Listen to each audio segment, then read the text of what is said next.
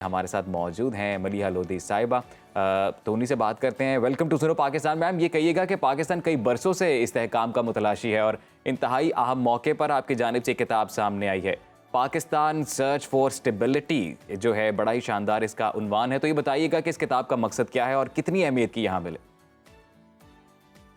1 سال سے اس کتاب پہ کام کر رہی تھی اور مختلف لوگوں کو میں نے اس میں شامل کیا ہے جو میں سمجھتی ہوں کہ پاکستان کے سب سے ٹاپ پبلک انٹلیکچوئلز ہیں، اور مقصد اس کتاب کا یہ تھا کہ یہ ایسے وقت پہ شائع ہو جب کہ ایک نئی حکومت آ رہی ہو پاکستان میں انتخابات کے بعد، اور یہی ہوا کہ یہ کتاب عین اس وقت چھپی ہے جب کہ ایک نئی حکومت اب شروع کرنے لگی اپنا ٹینیور۔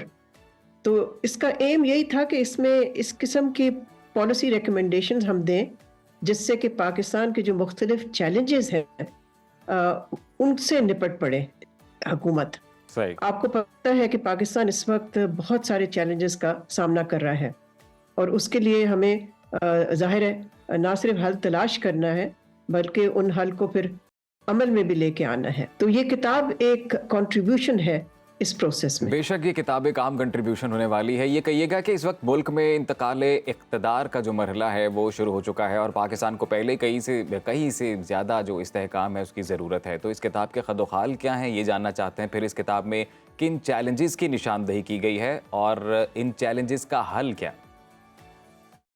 لیکن اب پاکستان کے چیلنجز اتنے وسیع ہیں، اتنے زیادہ ہیں کہ کوشش یہ کی گئی ہے اس کتاب میں کہ جو کی چیلنجز ہیں، سب سے اہم چیلنجز ہیں، ان کے بارے میں لکھا جائے اور حل پیش کیا جائے اور پالیسی ریکمنڈیشنز دی جائیں۔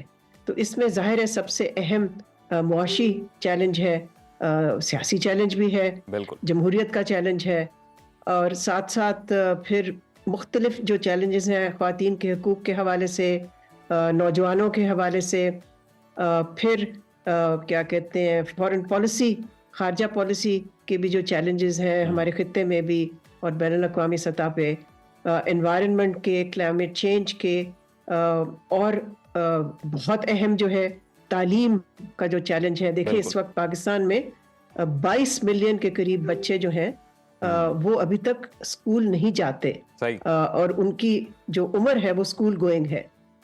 تو ان سب چیلنجز کا ظاہر ہے ان کا سامنا کرنا ہے، لیکن ان پہ ڈیپینڈ کرتا ہے پاکستان کا مستقبل کہ کیا یہ مستقبل روشن ہوگا یا اس مستقبل میں بحران پہ بحران آئیں گے، جس طرح کہ ہم نے۔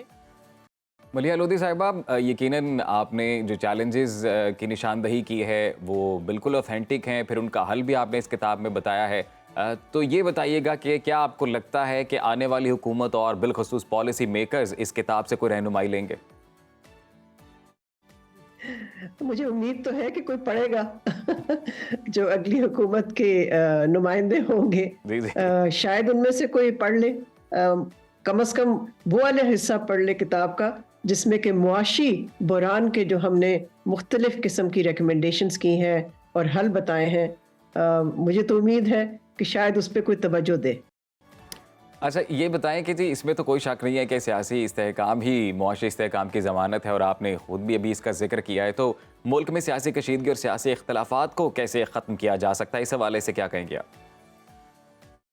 دیکھیں اس وقت جو لیک آف پولیٹیکل اسٹیبلٹی ہے اس کے بہت وجوہات ہیں، لیکن ایک وجہ تو اس کی یہی ہے نا کہ اس وقت جس طرح ہم دیکھ رہے ہیں کہ سیاسی کانفرنٹیشن جو ہے اور سیاسی تناؤ زیادہ ہے، لیکن گیو اور ٹیک کی سیاست نہیں ہے، ایک دوسرے کو برداشت کرنے کی سیاست نہیں ہے۔ بالکل۔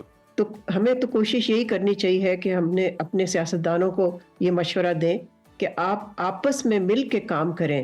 دیکھیں کوئی جیتتا ہے کوئی ہارتا ہے انتخابات میں، لیکن جو جیتتا ہے اس کی پھر یہ ذمہ داری بھی ہوتی ہے کہ جو اپوزیشن میں بیٹھتے ہیں لوگ، اور اپوزیشن آپ دیکھیں گے کہ یہ آنے والی جو نیشنل پارلیمنٹ اس میں ایک بہت ہی اسٹرانگ اپوزیشن ہوگی، تو ضرورت اس بات کی کہ ان کے ساتھ اسٹرانگ اپوزیشن ہوگی، بالکل۔ اچھا یہ کہیے گا کہ ملک میں قومی مفاد کے بجائے ذاتی مفاد کی جنگ جاری رہتی ہے، ہمیشہ سے ہم یہ ٹرینڈ دیکھتے ہیں، پھر سیاسی جماعتیں ایک دوسرے کے ساتھ بیٹھنے کے لیے تیار نہیں ہیں، تو اگر خدا نخواستہ اس بار بھی ملک میں سیاسی استحکام نہیں آتا تو یہ ملک کے لیے کتنا نقصان دہ ہے، کتنا خطرناک ثابت ہو سکتا ہے؟ ہم हमने देखा है हाल में कि हमारी जो पॉलिटिकल स्टेबिलिटी नहीं रही, उसकी वजह से कितना ज़्यादा डैमेज हुआ है हमारी मईशत को, हमारी इकोनॉमी को। जी।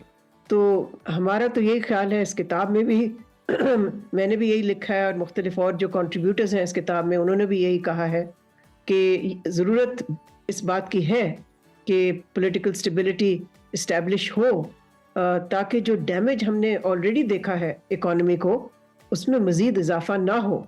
तो जाहिर है सबसे बड़ा ख़तरा तो मईशत के लिए है। अच्छा, मलिहा लोधी साहिबा, ये कहिएगा कि क्या आप ये समझती हैं कि अगर पाकिस्तान ने तरक्की करनी है और इस्तेहकाम की तरफ जाना है और दुनिया में अपना मकाम बनाना है तो हमें मौजूदा सियासी निज़ाम को बदलना होगा?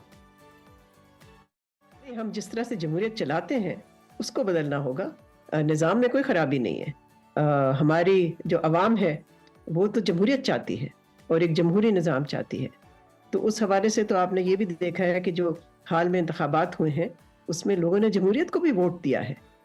लोगों का कहना था, कुछ लोगों का कहना था कि वोटर्स नहीं आएंगे ज़्यादा वोट करने के लिए। तो ये तो गलत साबित हुआ और ये गलत साबित हुआ, और इसके बरक्स जो चीज़ साबित हुई वो ये कि लोगों में इत्मीनान है जमहूरियत के लिए। तो जो लोग जमहूरियत को चलाते हैं उनको इस्लाह करने की ज़रूरत है। उनको जिस तरह से वो चलाते हैं जमहूरियत को, उसको तब्दील करना चाहिए। बहुत शुक्रिया मलिहा लोधी साहिबा, फॉर्मर रिप्रेजेंटेटिव, फॉर्मर परमानेंट जो रिप्रेजेंटेटिव टू यूनाइटेड नेशन रही, और बड़ा ही खूबसूरत जवाब इनकी जानिब से दिया गया। और पाकिस्तान सर्च फॉर स्टेबिलिटी जिस उन्वान से ये किताब लिखी गई है, तो आई एम श्योर कि ये काफ़ी हेल्पफुल होगी। आप सबको, हम सबको भी ये किताब पढ़नी चाहिए।